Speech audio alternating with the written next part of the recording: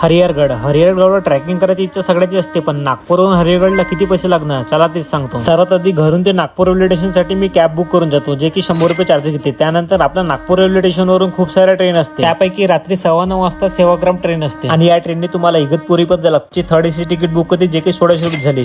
जर तुम्ही सेकंड क्लासची तिकीट काढली जे 200 रुपये होणार फक्त। मग सकाळी चाय पिऊन मी वातावरणाचा आनंद घेतला, जे की खूप जबरदस्त होता। मग विचार आला की एवढी सगळी खूबसूरती आपल्या नागपुरामध्ये का नाही। मग सकाळी 8:15 वाजता इगतपुरीला पोहोचलो। इगतपुरीत एवढा जोरदार पाणी पाहून थोडं घाबरून गेलो। 2 बार ट्रेन में चढ़ के वापस आए भाई, इतने पानी में घूमने जाने हम। मग इगतपुरीच्या एका हॉटेलमध्ये 500 रुपये देऊन आम्ही बॅगा ठेवल्या आणि गाडी बुक केली। पाणी जोरात असल्यामुळे रेनकोट आणि चिप्सचे पॅकेट घेऊन सोबत निघालो। इगतपुरीहून हरिहरगड फक्त 60 किलोमीटर आहे, जे की 500 रुपये पर पर्सन द्यायला लागेल। यहाँ से आपण ट्रॅकिंग करने वाले अभी। खरी ट्रॅकिंगची मजा आता येणार होती, कारण की आम्ही रस्ता पाहिला नव्हता। जेवढी ट्रॅकिंग सोपी वाटत होती त्याच्यापेक्षा ट्रॅकिंग खूप जास्त कठीण होती, कारण की आजूबाजूला खूप सारे जंगल होते आणि कोणीच नव्हतं आणि रस्ता तेवढा कठीण होता की कधी पाय घसरेल कधी काय होईल सांगता येत नव्हतं। हळूहळू हरिहरगडच्या जवळ पोहोचत होतं, पण इकडे तिकडे कोणी दिसत नव्हतं। सर्वात आधी एक झोपडी दिसली, मग झोपडी दिसल्यावर आणखी हिंमत आली। असं वाटत होतं की ट्रॅकिंग संपत आली, पण आता ट्रॅकिंग सुरुवात होणार होती। लाईफ मध्ये एवढी भयंकर ट्रॅकिंग पहिली वेळा करत होतो, त्याच्यामुळे आणखी भीती वाटत होती आणि वरतून नजारा खूप खतरनाक दिसत होता। अजूनही ट्रॅकिंग संपली नव्हती, आणखी वरती जायचं होतं। या सगळ्या गड किल्ल्याकडे बघून महाराजांची आठवण येत होती की कसे गड किल्ले जिंकले। 3 ते 4 घंटे ट्रॅकिंग केल्यानंतर